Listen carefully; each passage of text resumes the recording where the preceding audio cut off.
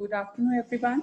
I am Ruchita Garg, an advocate by profession. Welcome you all for today's session on behalf of Informal Webinars team.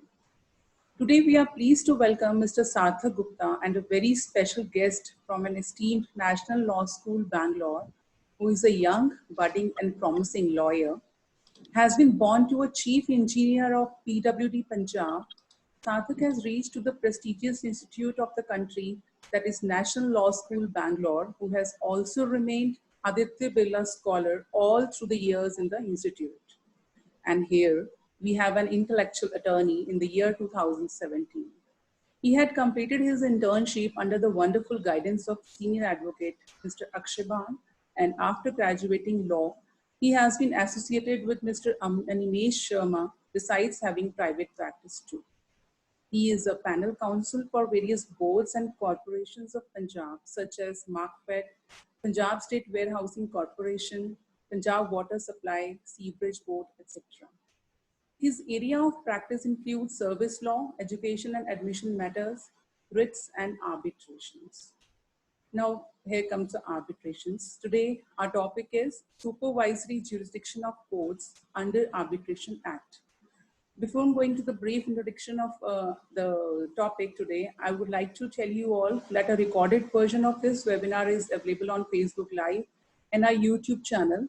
And I request you all to please subscribe our YouTube channel, that is Study Circle Webinars. So we love to hear from you all. Coming to the topic, I would like to cite the bench of Justice Mahesh Chandra Tripathi observed that the supervisory jurisdiction of a high court involves a duty on the high court to keep the inferior courts and the tribunals within the bound of their authority and to see that they do what their duty requires and that they do it in a legal manner. At the same time, he cautioned its use, stating that this power does not vest the High Court with any unlimited prerogative to correct all species of hardship or wrong decisions made within the limits of the jurisdiction of the court or tribunal, and therefore it must be restricted to grave derelictions of duty, flagrant abuse of fundamental principles of law or justice. They further relied on the case of Muhammad Yunus and versus Muhammad Musan, 1983, in which the Supreme Court observed that the supervisory jurisdiction conferred on the High Courts under Article 227 of the Constitution is limited to seeing an inferior court or tribunal functions within the limits of its authority and not to correct an apparent on the face of the record or anything that is much less than error of law. Mr. Sarthak Gupta is going to tell us about the jurisdiction of courts under Arbitration Act. Today, he will be sharing with us his expert opinion. With that, I ask you to give your full attention to Mr. Sarthak Gupta and help me in welcoming him to the session. Welcome, Mr. Sarthak Gupta. Thank you. Thank you so much, ma'am. So the topic for today is supervisory jurisdiction of courts under the Arbitration Act. Firstly, why is it necessary to determine supervisory jurisdiction? It is necessary because often in arbitration, we need to approach the court for seeking interim reliefs and also for challenging the arbitral award once it is given by the arbitral tribunal. Certain cases, we also need to execute the arbitral award. So that's why it's important to determine which courts to approach in such cases. That's why the question, which courts have supervisory jurisdiction over the arbitral process? So if we go as per the Arbitration and Conciliation Act 1996, the question is clear as to which courts have supervisory jurisdiction. But in my submission, the position becomes much more complicated if we look at the judgments of the Honorable Supreme Court. In today's session, I'll be discussing related concepts like seat, venue, and the place of arbitration. So firstly, I'll start with telling you what the seat of arbitration is and why is it important. The seat of arbitration is the place which basically determines the law which applies to arbitration. For instance, if the seat of arbitration is in Delhi, the Indian Arbitration and Conciliation Act will apply. If the seat of arbitration is in London, the UK Arbitration Act will apply. So that's why determining the seat or the place of arbitration is important. Now I'll invite your attention to the Arbitration and Conciliation Act. If I may share the screen. The screen sharing option is off. You can do that now. No,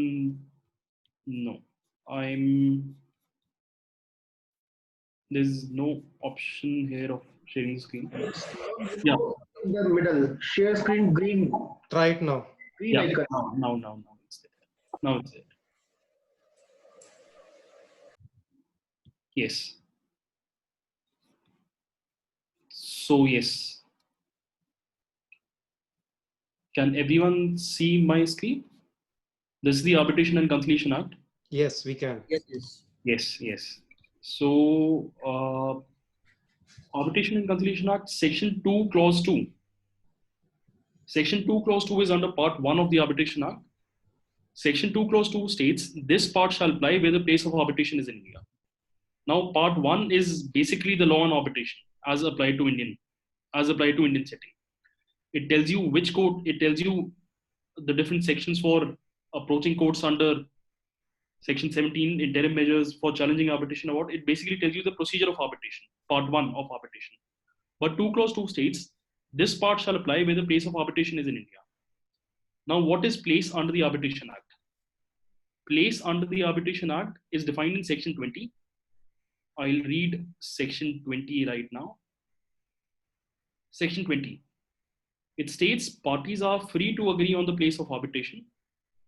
Failing any agreement referred to in subsection 1, the place of arbitration shall be determined by the arbitral tribunal, having regard to the circumstances of the case, including the convenience of the parties. Notwithstanding subsection 1 or subsection 2, the arbitral tribunal may, unless otherwise agreed by the parties, meet at any place it considers appropriate for consultation among its members, for hearing witnesses, experts, or the parties, or for inspection of documents, goods, or other property. So subclause 1 basically states that the parties are free to agree on the place of arbitration. In certain arbitration agreements, there might be a recital that the place of arbitration shall be New Delhi. In case the place of arbitration is New Delhi, Section 2, Clause 2 applies Part 1 to such arbitrations. However, if the place is not designated by the arbitration agreement, the arbitral tribunal may designate such place. However, subclause 3 is important here because subclause 3 defines the venue of arbitration proceedings and not the place of arbitration proceedings. It states even if a place is designated by an arbitration agreement or the tribunal determines a place in subsection 2, then the arbitral tribunal may decide a convenient venue for the meeting of the arbitral tribunal. So venue doesn't mean much. Venue is only as per the convenience of the parties, as per the convenience of the arbitral tribunal. Legally, it doesn't mean much. Venue basically legally means just a place where the arbitral tribunal meets, where it hears the advocates and the like. What is legally important is the place. Place is also same as the seat of the arbitration. That is important in the Indian Arbitration Act. Because if the place of arbitration is in India or the seat of arbitration is in India, Section 2, Clause 2 applies, and therefore, by virtue of that, Part 1 of the Arbitration Act applies.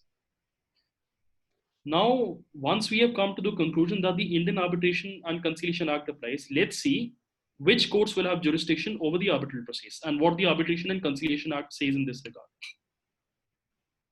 So the definition of court is in Section 2(1)(e) of the Arbitration Act. I'll just read what court means in the Arbitration and Conciliation Act.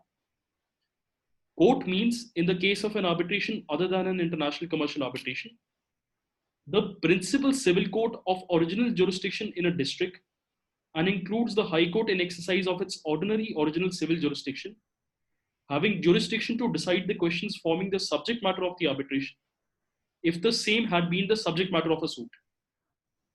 So I'll pause here.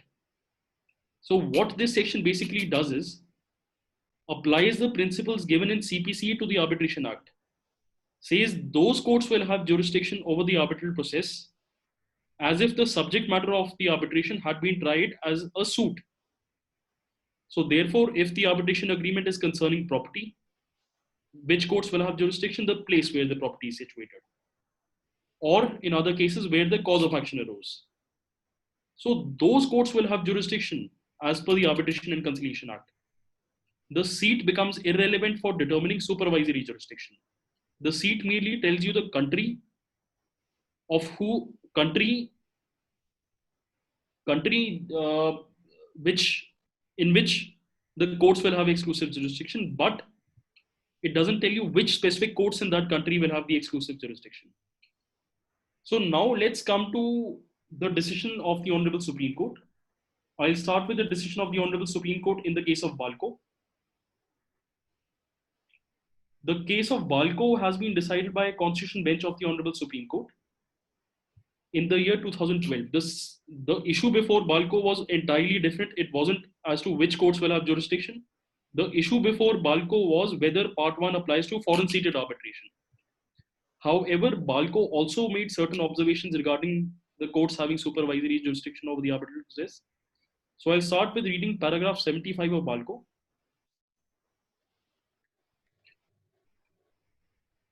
Para 75 of Balco reads as under: we are also unable to accept the submission of the Learned Counsel for the appellants that the Arbitration Act does not make seat of the arbitration as the center of gravity of the arbitration. On the contrary, it is accepted by most of the experts that in most of the national laws, arbitrations are anchored to the seat, place, seaters of arbitration. So all these three terms are used interchangeably. The Arbitration Act, as I mentioned earlier, uses the term place, but the term seat is also synonymous with place. Redfern in para 3.54 concludes that the seat of arbitration is thus intended to be its center of gravity. This, however, does not mean that all proceedings of the arbitration have to take place at the seat of the arbitration. The arbitrators at times hold meetings at more convenient locations. This is necessary as arbitrators often come from different countries. It may therefore on occasions be convenient to hold some meetings in a location which may be convenient to all. This place is referred to as the venue of the arbitration. This doesn't tell you as to which courts will have jurisdiction or the law governing arbitration. That only place or the seat of the arbitration will tell you. Paragraph 76. It must be pointed out that the law of the seat or the place where the arbitration is held is normally the law to govern that arbitration. The territorial link between the place of arbitration and the law governing that arbitration is well established in the international instruments, namely the New York Convention of 1958 and the UNCITRAL Model Law of 1985. It is true that the terms seat and place are often used interchangeably. In Redfern and Hunter on international arbitration, the seat theory is defined thus: the concept that an arbitration is governed by the law of the place in which it is held, which is the seat of the arbitration, is well established both in theory and practice of international arbitration. I'll stop here. So by now, we have reasonably understood that the place or the seat of the arbitration tells you which is the law governing that arbitration. And it also tells you the country jiski courts mein exclusive jurisdiction will be exercised. So again, by way of an example, if New Delhi is the seat of arbitration, what that connotes as per Balco is that courts in India will have the exclusive jurisdiction over that arbitral process, and the Indian Arbitration and Conciliation Act will apply. Similarly, if the seat or the place of arbitration is in London, it means that the courts of UK will have the exclusive jurisdiction, and the UK Arbitration Act applies to that arbitral proceedings. Now let's see what Balco said qua the supervisory jurisdiction of courts. Paragraph 96 of Balco is very important. I'll read it very slowly. If anyone doesn't understand, you may stop me, ask questions right here, because this paragraph actually created a lot of confusion. Sir, please share the screen of the judgment if you can. Yes. You have to start a new. I'll just do. End this and start new one. I'll just do.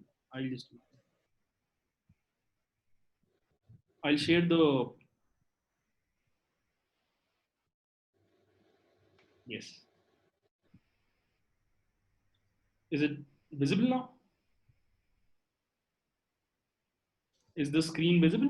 Yes, it is visible, but if you could just, reduce it little the size. Minimize. Okay, I'll minimize it. Yes. So paragraph 96 is the most important paragraph of Balco for our discussion. Section 2(1)(e) of the Arbitration Act 1996 reads as under. It then defines what court means. I have read the definition of court. Then comes the conclusion of the court. We are of the opinion the term subject matter of the arbitration cannot be confused with the subject matter of the suit. The term subject matter in section 2(1)(e) is confined to part 1. It has a reference and connection with the process of dispute resolution. Its purpose is to identify the courts having supervisory control over the arbitration proceedings. Hence, it refers to a court which would essentially be a court of the seat of the arbitration process. In our opinion, the provision in section 21E has to be construed, keeping in view the provision in section 20, which gave recognition to party autonomy. Section 20 is the section which defines place or the seat of arbitration. Accepting the narrow construction as projected by the learned counsel for the appellants would in fact render section 20 nugatory. In our view, this is the most important part. The legislature has intentionally given jurisdiction to two courts. The court which would have jurisdiction where the cause of action is located, and the courts where the arbitration takes place. This was necessary as on many occasions the agreement may provide for a seat of arbitration at a place which would be neutral to both the parties. Therefore, the courts where the arbitration takes place would be required to exercise supervisory control over the arbitral process. For example, if the arbitration is held in Delhi, where neither of the parties are from Delhi, Delhi having been chosen as a neutral place as between a party from Mumbai and the other from Kolkata, and the tribunal sitting in Delhi passes an interim order under section 17 of the Arbitration Act, the appeal against such an interim order under section 37 must lie to the courts of Delhi, being the courts having supervisory jurisdiction of the arbitration proceedings and the tribunal. This would be irrespective of the fact that the obligations to be performed under the contract were to be performed either at Mumbai or at Kolkata, and only arbitration is to take place in Delhi. In such circumstances, both the courts will have jurisdiction. The courts within whose jurisdiction the subject matter of the suit is situated, and the courts within the jurisdiction of which the dispute resolution, that is arbitration, is located. So what BALCO did was it gave jurisdiction to two courts. This, I submit, is contrary to the provisions of the Arbitration Act, which tells that supervisory jurisdiction is to be determined on the principles given in CPC, as if the subject matter of the arbitration were tried as the subject matter of a suit. So BALCO says that two courts will have jurisdiction, the first court being the court where the subject matter of the suit is situated, and the second being courts where the arbitration takes place, the place or the seat of the arbitration. It gives concurrent jurisdiction. BALCO is by a 5-judge bench of the Honorable Supreme Court, a constitution bench of the Honorable Supreme Court, 2012 judgment.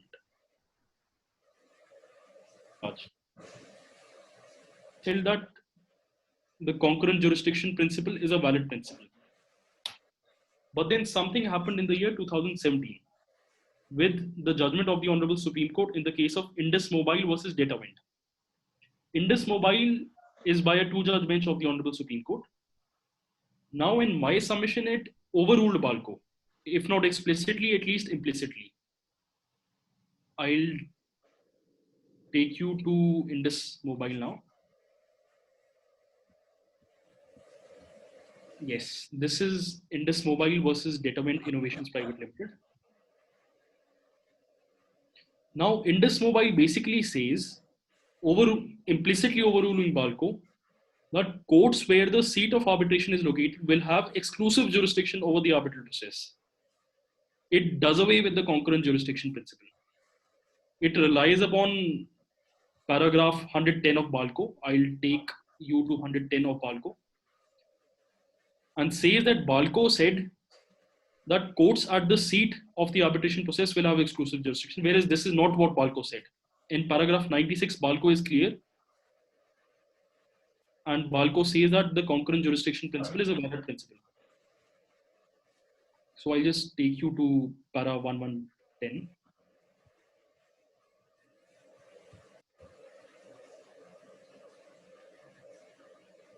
Yes, this is para 110.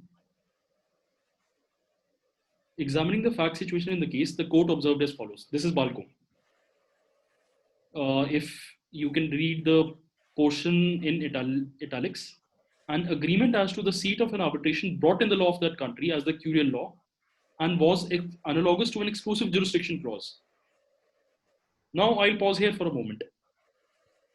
BALCO basically says that once a seat is designated, the courts of the country where the seat is located will have exclusive jurisdiction.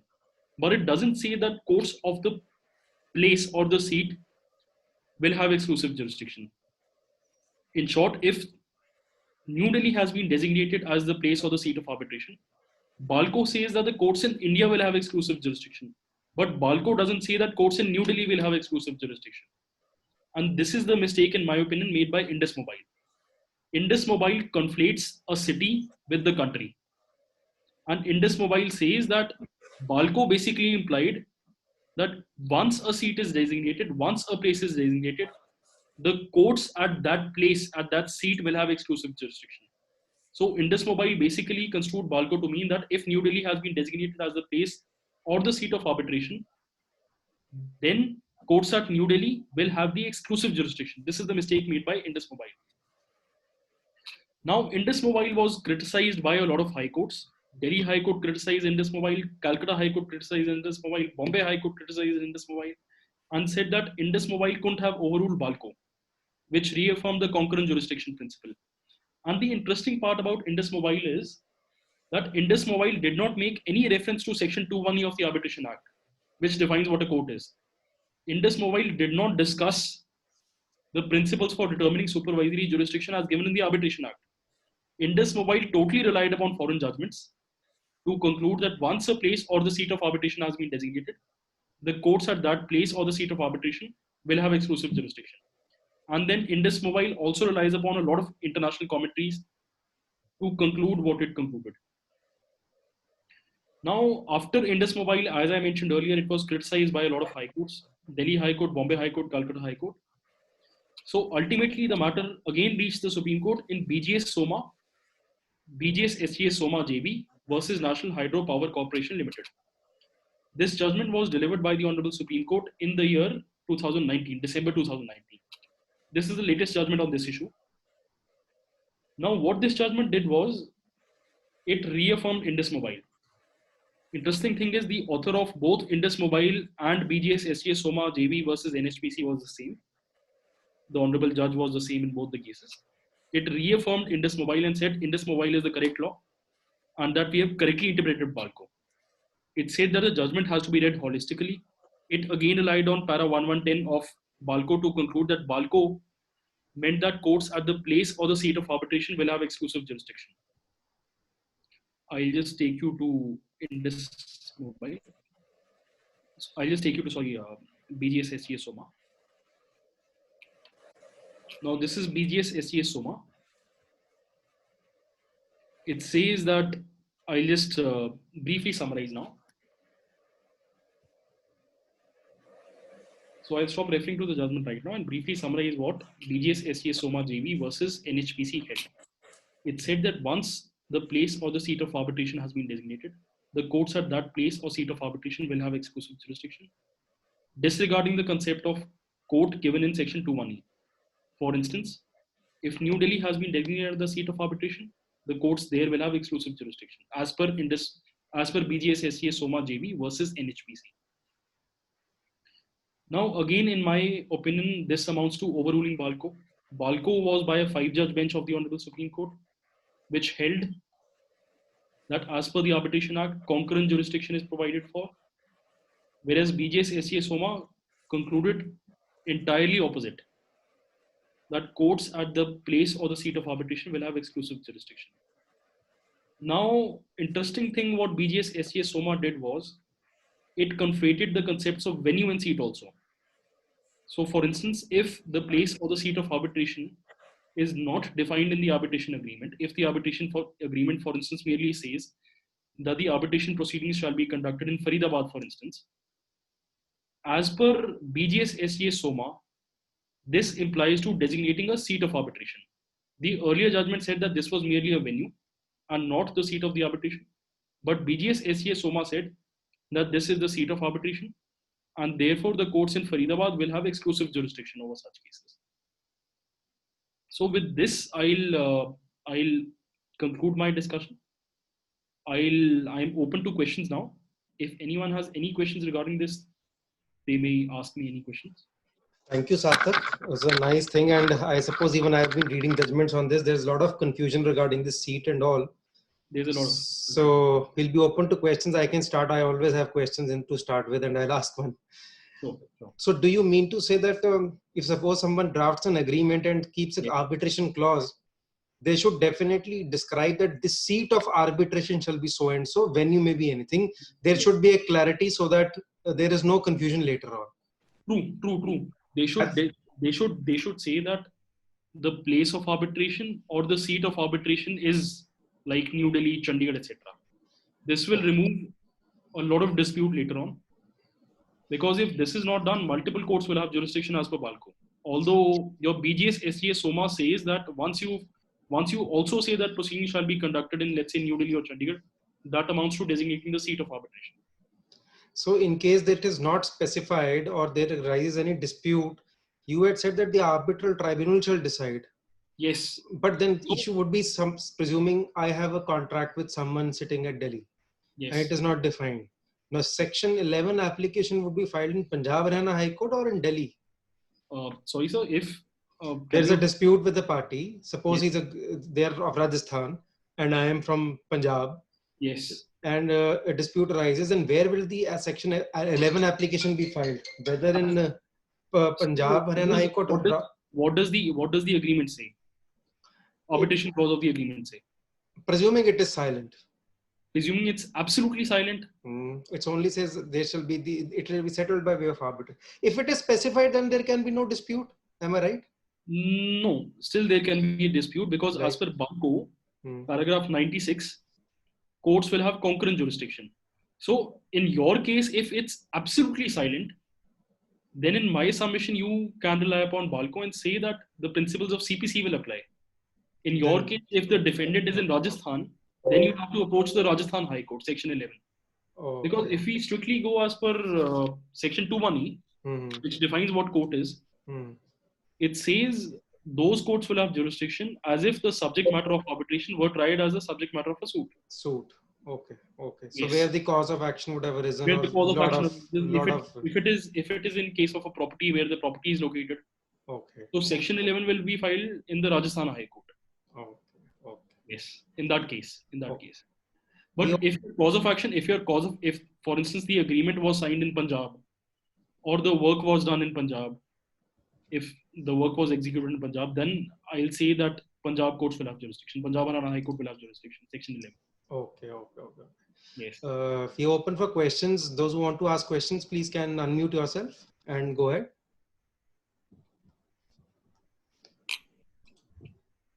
So, yes, Padam. So you said that BALCO is a 5 judges bench. BALCO is a 5-judge bench. The 2 judgments are by a division bench, Honorable Division Bench of Honorable Supreme Court. So, but as per law, what we have studied at 5 judges bench will obviously apply. But how should we interpret? Shouldn't it be referred to a larger bench or something to decide? It should. Ideally, it should. See, the problem here is that Indus and BGS SOMA never say that they are overruling BALCO. They merely say they cannot. Yes, they merely say that they are interpreting BALCO. But in effect, what they did was they actually overruled BALCO by disregarding the concurrent jurisdiction principle. They said paragraph 96 is to be disregarded. The judgment has to be read as a whole. And BALCO in paragraph 1110, which I read earlier, says that courts at the place or the seat of arbitration will have exclusive jurisdiction. However, BALCO was discussing this in context of foreign seated arbitration. And BALCO meant that if the place or the seat of arbitration is London, then the courts of UK will have exclusive jurisdiction. That is the correct position, no doubt. But BALCO never says that the courts in London will have exclusive jurisdiction. So Indus Mobile and BGS SOMA both think that that the exclusive jurisdiction of courts, when BALCO says is with the country where the seat is located, they mean that courts in that particular city will have exclusive jurisdiction. But BALCO never says that. BALCO merely says that if London has been designated as a seat, then courts in UK will have exclusive jurisdiction. Similarly, if New Delhi has been designated as a seat, then courts in India will have exclusive jurisdiction. But where in India which court in India will have exclusive jurisdiction? BALCO says in that case, there will be concurrent jurisdiction as per paragraph 96, where the cause of action arose, and secondly, where the seat or the place of arbitration is. But technically, I feel that actually led to avoiding confusions. Giving concurrent jurisdictions or parallel jurisdictions to different courts only leads to confusion and multiplicity.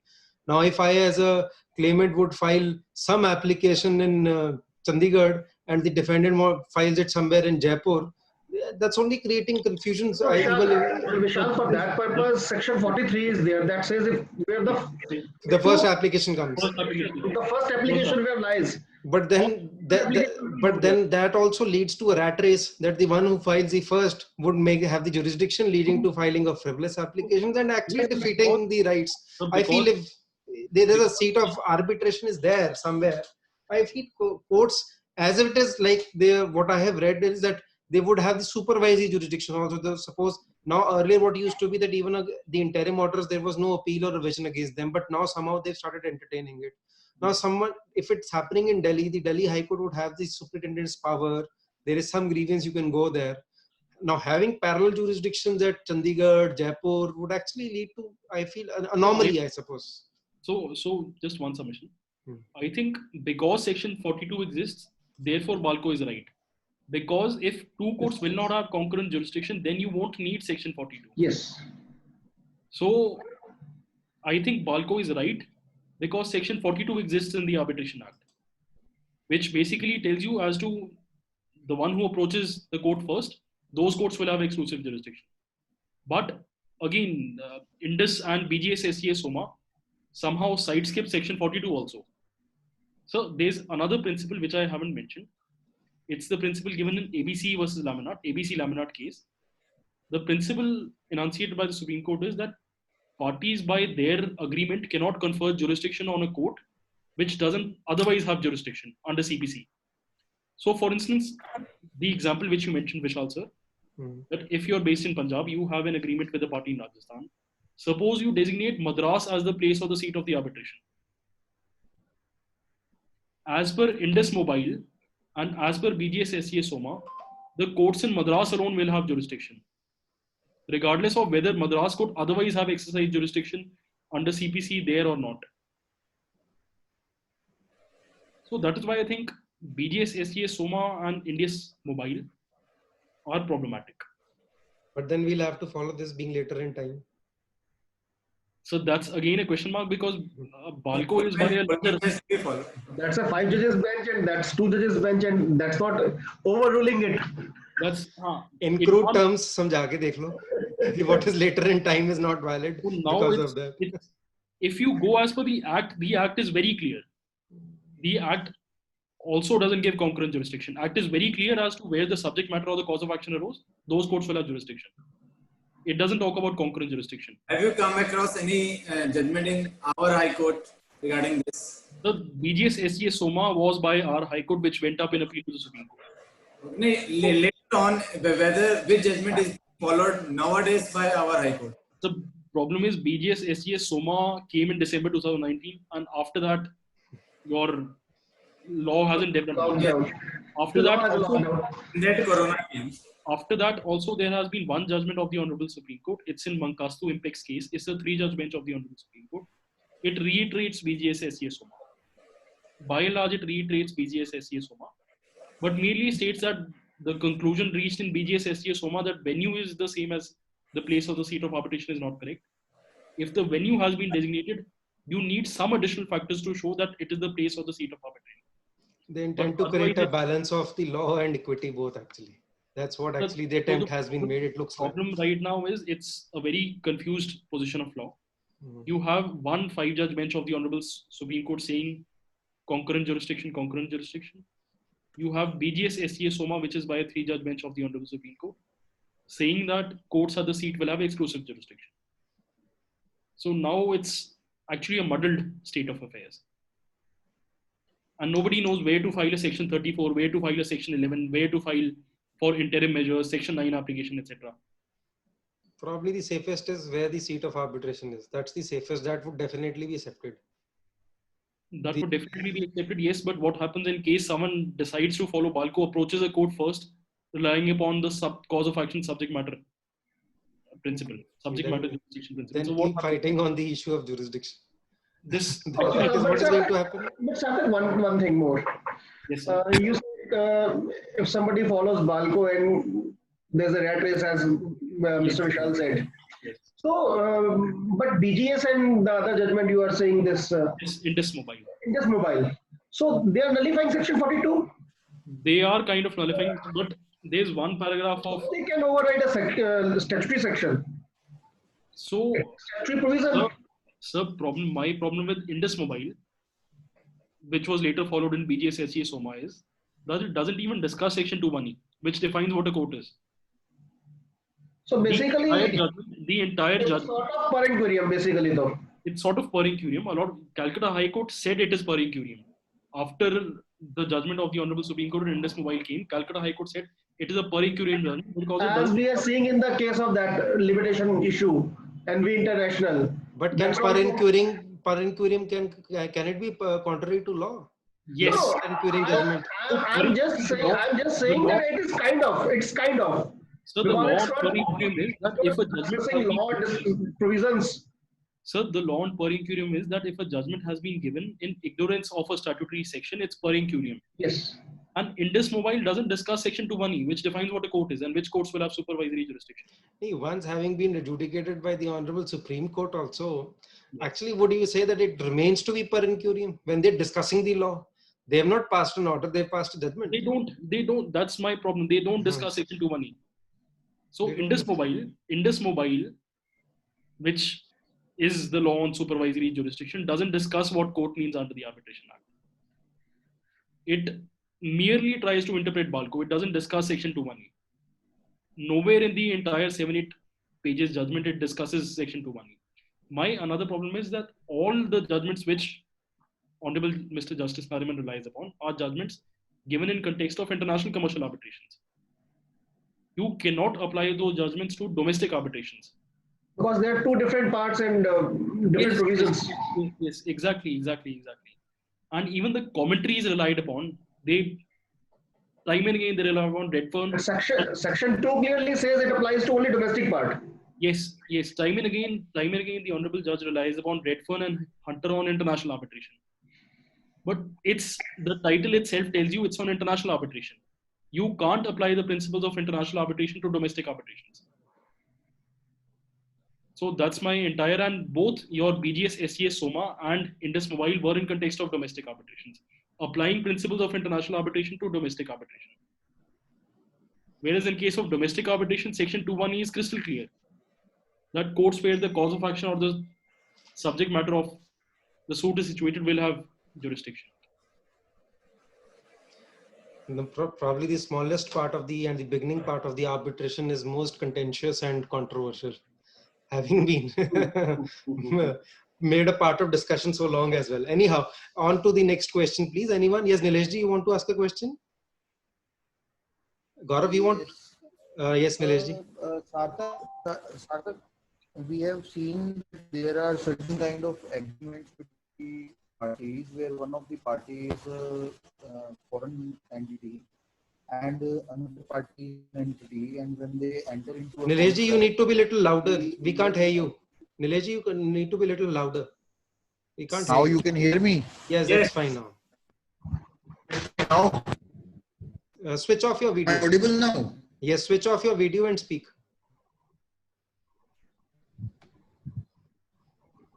Am I audible now? Yes.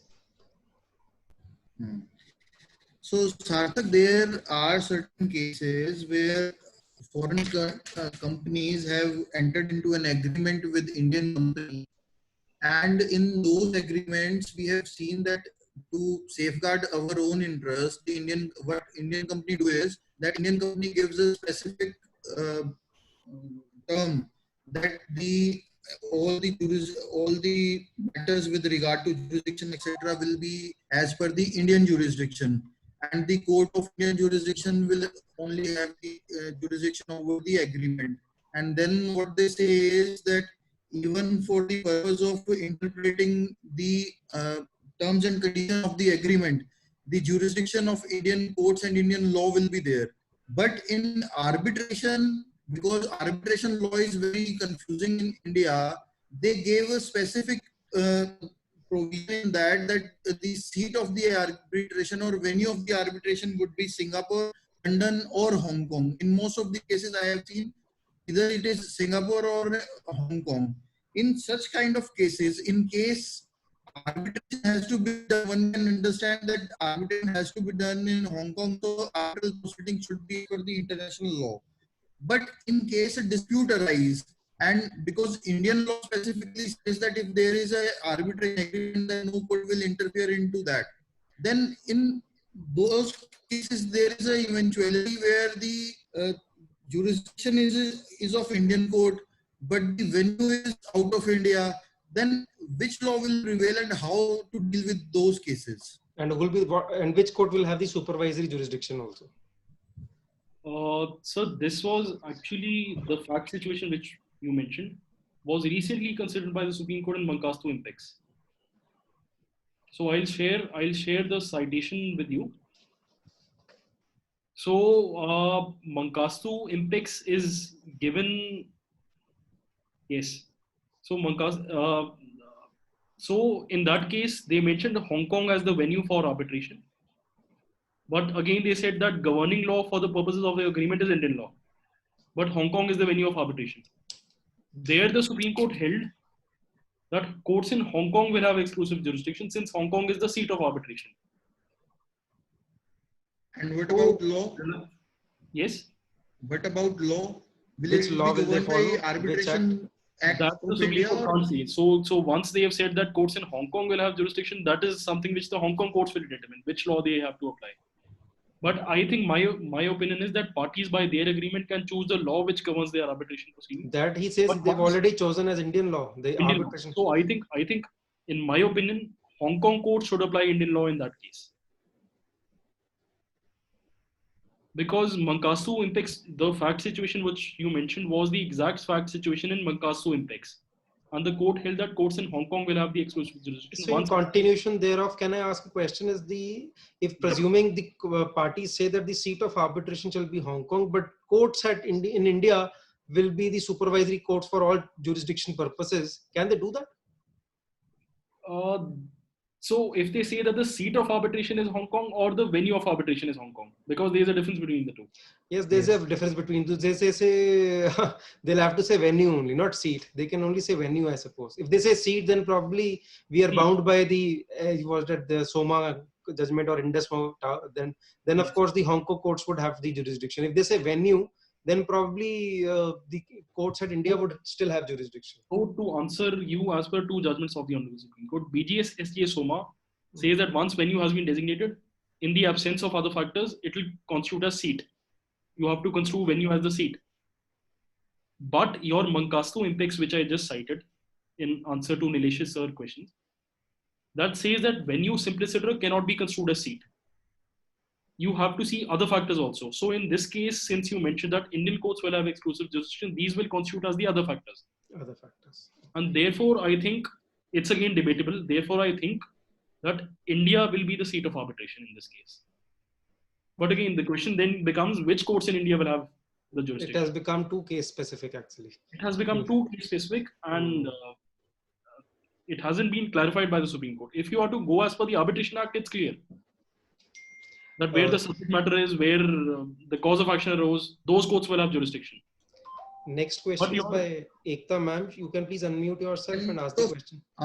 So out of this only, Sarthak, just one more clarification I would like to know, although it is with regard to the international law, but there can be a case where they say that the seat or venue would be at Hong Kong, but the agreement and the terms and condition will be the law with regard to the international arbitration contracts will be applicable, which is the convention of International Arbitration Convention will be applicable as far as arbitral proceedings are concerned. True. Hello. Nilesh, you are not audible completely. Okay, let it go. I will call him later on. Okay. Anyone else for the question, please? Ekta ma'am has raised her hand. If she wants to ask a question, you can unmute yourself. I think she's not there. I think we are finished with questions today. There are no more questions. Nilesh, you don't want to ask this question? Padamji? I'll call him. I think that. But Sarthak has given the full clarity on the topic. That's true. That's true. But it feels that now we are case specific to determine these issues. It's Problem is the topic itself isn't clear. a thanks to a lot of judgments of the Supreme Court. lot of judgments. Yes, Padamji, on to you. There's a famous saying: a reader lives 1,000 lives before he dies. The man who never reads lives only one. It is in 2018 when somebody introduced me to Sarthak, and I will say everybody will agree with me that he fits into that reader, I quote, reader definition, because reading judgments everybody does, but reading them minutely, reading them threadbare, and taking out the difference between the judgments, and then explaining to all of us today on a topic of supervisory jurisdiction of Arbitration Act. I think Mr. Sarthak has threadbared the entire topic before us, and has distinguished between the concept of venue, seat, place, and cause of action. So when we read the Balco judgment, as he said, it says in para 96 that there will be concurrent jurisdiction, 2 places, and the later judgments confine it to 1. So as we saw, law is a developing concept, and we will come with another judgment in few days or few weeks that will again say something else. So I take this opportunity to thank Mr. Sarthak, who took out his time and provided us this topic, which we had least knowledge. We always read Arbitration Act section 11 and other important sections. We never read section 20. So section 20 and section 21E. So these are important sections. We must develop the habit of reading like Sarthak, I must say, including myself. So I once again, on the behalf of Team Informal Webinars, thanks Mr. Sarthak Gupta for speaking to us, for discussing this topic, valuable topic with us today. And I thanks all my viewers who participated at Zoom or Facebook with us today. With this, I will declare this session to end today. Thanks to all. Thank you.